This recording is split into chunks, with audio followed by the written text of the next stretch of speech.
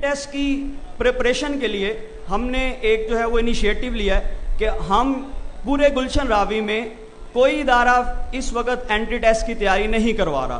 तो अवैस एकेडमी ये पहला इदारा इंशाल्लाह होगा जो यहाँ पर एंट्री टेस्ट की जो है वो तैयारी शुरू करवाएगा। तो एंट्री टेस्ट को उसकी ब्रीफ करने के लिए और उसके सारे इंट्रोडक्शन के लिए मैं अब इनवाइट करूंगा हमारे बहुत ही प्यारे मेहमान प्रोफेसर अहमद कुरैशी साहब, जो कि एमफिल लिंग्विस्टिक हैं इंग्लिश में रिफा इंटरनेशनल यूनिवर्सिटी से, और क्रेसेंट कॉलेज के अंदर जो है वो इस वक्त लेक्चरार हैं इंग्लिश के, और पंजाब कॉलेज में हेड ऑफ इंग्लिश डिपार्टमेंट बहुत अरसा इन्होंने सर्व किया है। तो अब मैं इन्वाइट करूंगा सर अहमद कुरैशी साहब को स्टेज पर आएँ और अपना एंट्री टेस्ट का पोर्शन हमारा कंडक्ट करवाएं।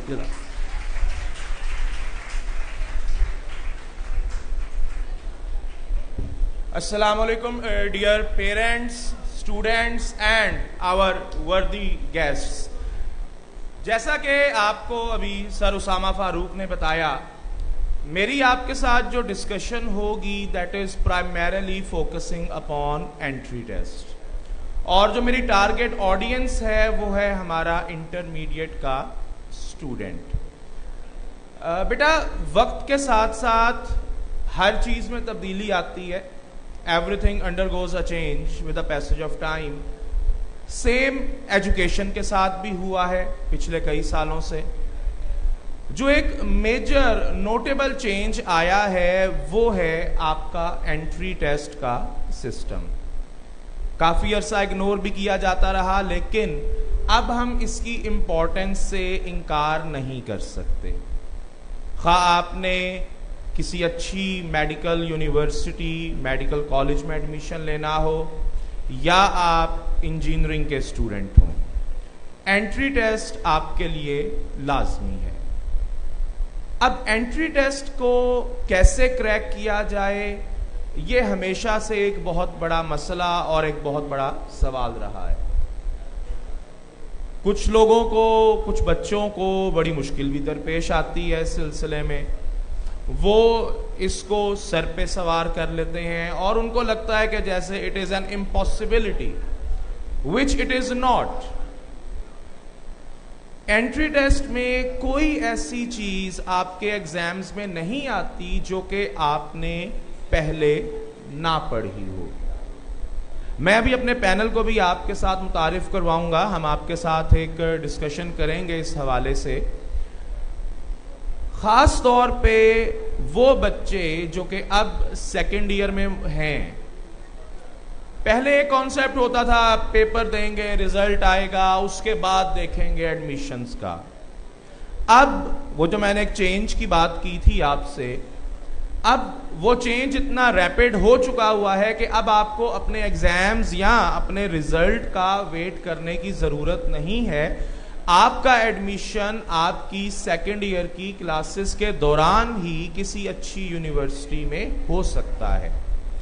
अपने आप को अगर आप मेंटली इक्विप्ड रखें और अपने आप को अगर आप उन चैलेंजेस के साथ अपडेट रखें जो कि आपको आने हैं अपने एकेडमिक्स के अंदर, द फर्स्ट वन बीइंग खास तौर पे फॉर द इंजीनियरिंग स्टूडेंट्स जो आगे ई कैट करना चाहते हैं, नस्ट में जाना चाहते हैं, यूईटी में जाना चाहते हैं, किसी और अच्छे इदारे में जाना चाहते हैं। दिसंबर आपके एनईटी 1 और उसके बाद वो सिलसिला आपका एंट्री टेस्ट का चलता रहेगा। आपके पेपर से पहले आपका फ्यूचर डिटरमिन हो चुका होगा। सो अगर आप अपनी तैयारी को अभी से भी शुरू करें, अगर आप अभी से भी अपने उस सिलसिले को शुरू करें, तो नो डाउट आप बहुत जल्द अपना एडमिशन सिक्योर कर सकते हैं किसी भी टॉप रैंक यूनिवर्सिटी में, ना सिर्फ ये कि विद इन पाकिस्तान बल्कि अब्रॉड एज वेल। मैं बीइंग एन इंग्लिश टीचर, मुझसे बच्चे हमेशा पूछते हैं कि सर इंग्लिश का क्या करें हम, खा वो ई कैट हो, खा वो एनईटी हो, खा वो एलएमडी कैट हो, एमडी कैट हो। मेरी एडवाइस तमाम सब्जेक्ट्स के लिए बच्चों को यही होती है कि आप अगर एंड के ऊपर सब कुछ छोड़ के सुकून से बैठे रहेंगे, अच्छा जब टेस्ट करीब आएंगे तो तैयारी करेंगे, तो पढ़ेंगे, तो ये आपकी एक बहुत बड़ी मिस्टेक होगी। It would be your career suicide. अगर आप एंड तक सब कुछ इंतजार करते रहेंगे, अच्छा पेपर आएंगे तो देखेंगे। शायद अनफॉर्चुनेटली हमें आदत पड़ी हुई है इसी सेटअप के साथ, इसी माइंडसेट के साथ काम करने की। But if you want to do something in life with your academic and professional and as well as personal life, you must be vigilant now. First year, second year, यही आपका कंटेंट है, यही वो चीजें हैं जो कि आपने अपने एंट्रेंस एग्जामिनेशन में देखनी है। अगर आप डे 1 से साथ साथ पढ़ते रहें, साथ साथ चीजों को देखते रहें। एक बड़ा इंपॉर्टेंट मसला बच्चों को आता है as far as English is concern, sir vocabulary कहां से तैयार करें, खासतौर पे एमडी कैट के स्टूडेंट्स, ये बहुत मेजर इशू होता है उनके लिए। सर वोकेबलरी कहां से तैयार करनी है? यूएचएस आपको एक पूरी लिस्ट भी दे देती है, लेकिन पेपर तो कहीं से भी आ सकता है।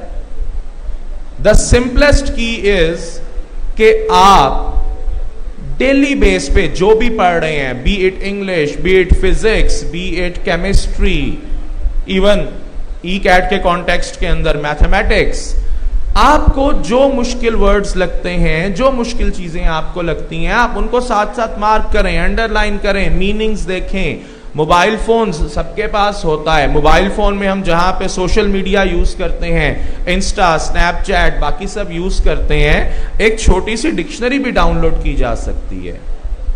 जहां पे कोई मुश्किल लगती है आपको, आप सर्च करें उन वर्ड्स को और आप उनका मीनिंग आइडेंटिफाई कर लें।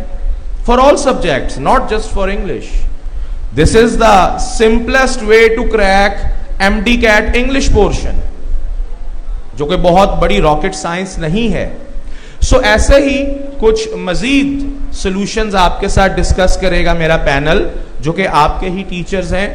आपको एमडी कैट के हवाले से गाइड करेंगे हम लोग। एमडी कैट के हवाले से जो चंद मेजर प्रॉब्लम्स हमें देखने को मिलती हैं डिफरेंट सब्जेक्ट्स के अंदर, हम उनको डिस्कस करेंगे आपके साथ। सबसे पहले मैं स्टेज पे दावत दूंगा मेरे बड़े ही मोहतरम मेरे भाई, फिजिक्स, लाहौर में इनसे बड़ा फिजिक्स का नाम नहीं मिलेगा आपको अगर एमडी कैट की बात होती है।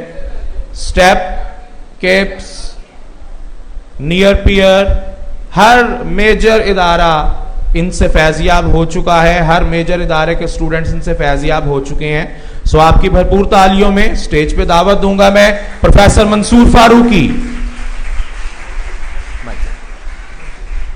और मेरे दूसरे पैनलिस्ट फॉर बायोलॉजी। आपके लिए किसी तारुफ के मोहताज नहीं, आपका जाना माना नाम professor Bilal. Kindly sir join me on stage.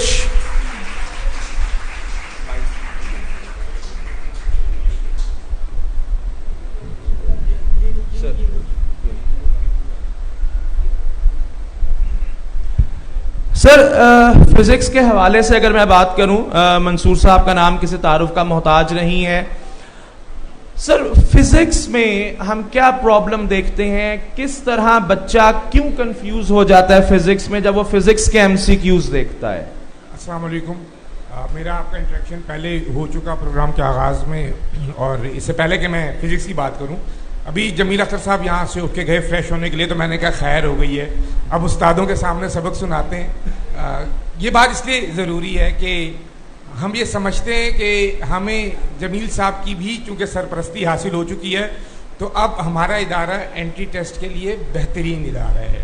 एक बात। दूसरी बात ये कि जो फिज़िक्स की पर्टिकुलर बात की मुझसे, अभी आप में से जो यहाँ पे इंटर के स्टूडेंट्स मौजूद हैं और ऐसे वालिदैन मौजूद हैं जिनके बच्चों ने अभी इंटर किया और वो एमडी कैट की कहीं ना कहीं तैयारी करते रहे थे, तो वो उस पूरे फेज से गुजरे हैं जिसमें बच्चा नींद भूल जाता है, नींद आ जाए तो खाना भूल जाता है, और बिलअमूम ये दोनों चीज़ें भूल जाता है तो फिज़िक्स पढ़ता है। क्योंकि एमडी कैट के बारे में मैं बड़ी बात नहीं करता, लेकिन एमडी कैट और फिज़िक्स यही सबसे इम्पॉर्टेंट और सबसे बड़ा मसला है। यहाँ पे प्री मेडिकल के स्टूडेंट्स बैठे हुए होंगे यकीनन, यहाँ पे है प्री मेडिकल के स्टूडेंट्स? नहीं है? प्री मेडिकल, प्री इंजीनियरिंग के स्टूडेंट्स जिन्होंने एंट्री टेस्ट में अपीयर होना है, किधर है वो? और वो पेरेंट्स यकीनन यहाँ पर मौजूद हैं जिन्होंने जिनके बच्चों ने अब एंटी टेस्ट की तैयारी करनी है, याद रखिएगा फिजिक्स वाइटल रोल प्ले करेगा। फिजिक्स वाइटल रोल प्ले करता है, स्पेशली एमडी कैट में। नो डाउट, बिल्कुल। जब बच्चों को मैथमेटिकल न्यूमेरिकल्स आ रहे होते हैं और बच्चों ने वो मैथमेटिकल स्किल्स सीखे हुए, उन्हें 2 साल हो चुके होते हैं क्योंकि उन्होंने मैट्रिक के बाद मैथ प्रॉपरली नहीं पढ़ा होता, तो यहाँ पे ये प्रॉब्लम आती है बच्चों को और बच्चे उसमें परेशान होते हैं। और हम कोशिश ये करते हैं कि हम बच्चों को बहुत अच्छे से, सलीके से, आहिस्ता आहिस्ता, ग्रेजुअली उस लेवल पर ले जाएं कि जैसे इस साल मुझे बेशुमार मेरे इनबॉक्स में मैसेज मौजूद है कि जिसके अंदर बच्चों ने बताया है कि सर फिजिक्स के 54 MCQs आते हैं, कोई कहता है कि सर 52 है, कोई कहते हैं कि 53 आ गए, सही हो गए हमारे, और अल्हम्दुलिल्लाह एक बड़ी फहरिस्त है जो कहती है कि सर अल्हम्दुलिल्लाह 54 आउट ऑफ 54 हमारे ठीक हो गए हैं। तो स्किल्स हैं, सीखनी पड़ती हैं, और इसके लिए बहुत ज़्यादा ज़रूरी है कि इंतज़ार ना कीजिएगा कि अभी तो एंट्री टेस्ट जो है वो दिसंबर में होगा या अप्रैल में होगा या अगस्त सितंबर में होगा। एमडी कैट अगस्त सितंबर में होता है, ई कैट के एग्जाम्स पहले हो रहे होते हैं, एनईटी के एग्जाम पहले हो रहे होते हैं। तो जब वक्त आएगा तब देखी जाएगी। जैसे ही आपको इदारे की तरफ से कन्वे किया जाए कि एंट्री टेस्ट की क्लास शुरू हो रही है तो बगैर इंतज़ार किए उस क्लास को ज्वाइन कीजिएगा। शुक्रिया। अच्छा, मैं बिलाल साहब से भी यही सवाल करना चाहूंगा। Biology the key subject for LMD CAT students. Sir, biology के हवाले से आप क्या टिप्स देंगे स्टूडेंट्स को अभी से ही कि वो कैसे अपनी तैयारी को अभी से ही शुरू करें? क्या चीज़ें उनको हेल्प कर सकती हैं इस कॉन्टेक्स्ट में कि जनाब बायो कैसे क्रैक की जाए? Thank you so much. First of all, एक तो सबसे पहली बात यह है कि अगर आप वेटेज वाइज देखेंगे तो बायो के सबसे ज़्यादा मार्क्स हैं। 68 मार्क्स जो है उस MCQs बायो के उसमें मौजूद होते हैं, फिर डिफरेंट साइंसेस के हैं और फिर इंग्लिश के। और सबसे ज़्यादा आसान तरीका जो है ना वो बायो में ही फुल मार्क्स लेने का है, और बहुत ही basic MCQs, facts and figures, ख़ास तौर पर जो बच्चे हैं हमारे ड्यूरिंग द सेशन जो साइड इंफॉर्मेशंस होती हैं, जो डायग्राम्स की एक्सप्लेनेशन होती है, जो फैक्ट्स एंड फिगर्स हैं उनको फॉर ग्रांटेड ले रहे होते हैं, उनको अगर आप साथ साथ याद कर लें तो मेरे ख्याल से बायो का बहुत आसानी से आप जो है वो 68 आउट ऑफ 68 स्कोर कर सकते हैं। मल्टीपल स्टूडेंट्स हैं जो हर साल ये अचीव कर रहे हैं। जैसे कि मैं अभी इस साल की एग्जांपल देता हूँ आपको। जो फर्स्ट MCQs था that was number of capsomeres, मतलब बहुत ही एक बेसिक चैप्टर नंबर 5 में फर्स्ट इंट्रोडक्शन में लिखी हुई है ये चीज़ कि ये कितने नंबर ऑफ कैप्सोमियर्स हैं उसमें। अच्छा बिलाल साहब, एक लम्हे के लिए आपको रोकूंगा। हमारे दरमियान जनाब मोहम्मद नवीद भट्ट साहब मौजूद हैं, अवैस एकेडमी के रूहे रवां। आप सबकी भरपूर तालियों में उनको हम खुशामदेद कहेंगे।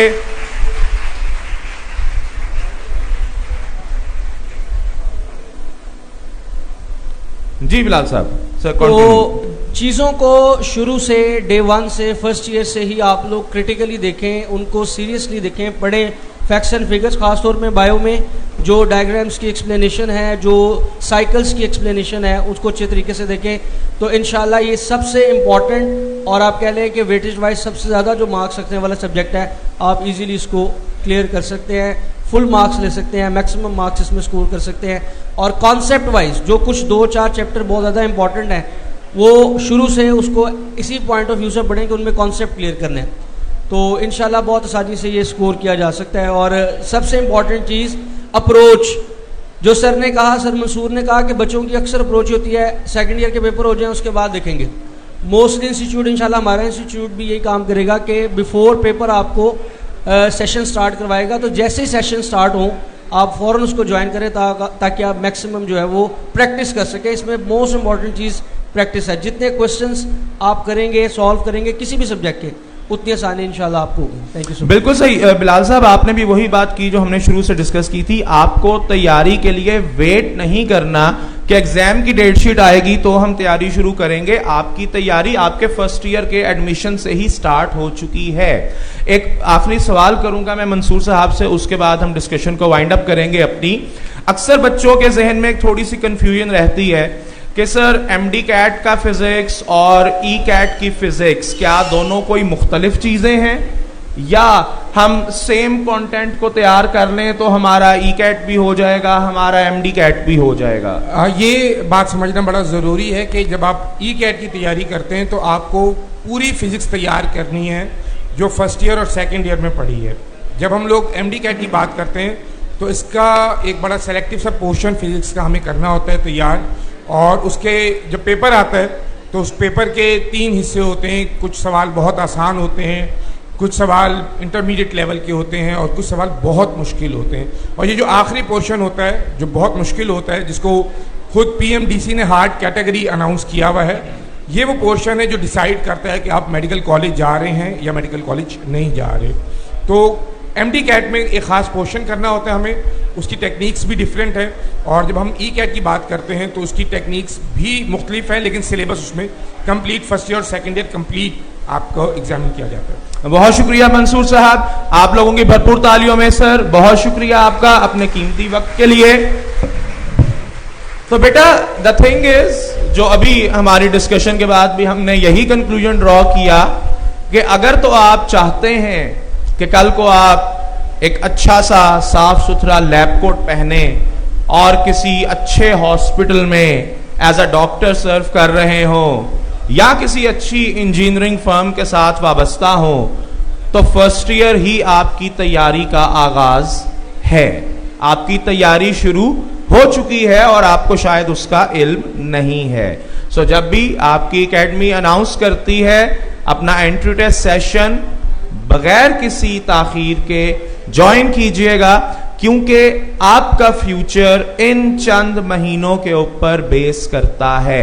अगर आप अपना 100% देंगे, जो कि हमें पूरी उम्मीद है माशाल्लाह कि जरूर देंगे, तो इंशाल्लाह कल को हम भी फख्र से कहेंगे कि ये हमारे स्टूडेंट्स हैं जो कि डॉक्टर्स हैं, जो कि इंजीनियर्स हैं। और ना सिर्फ ये कि आप अपने वालिदैन के लिए, बल्कि हम सब के लिए भी बाइसे फख्र होंगे। सो इसके साथ ही इजाजत चाहूंगा आपसे। सर उसामा, काइंडली स्टेज आपके हवाले है sir. Thank you so much.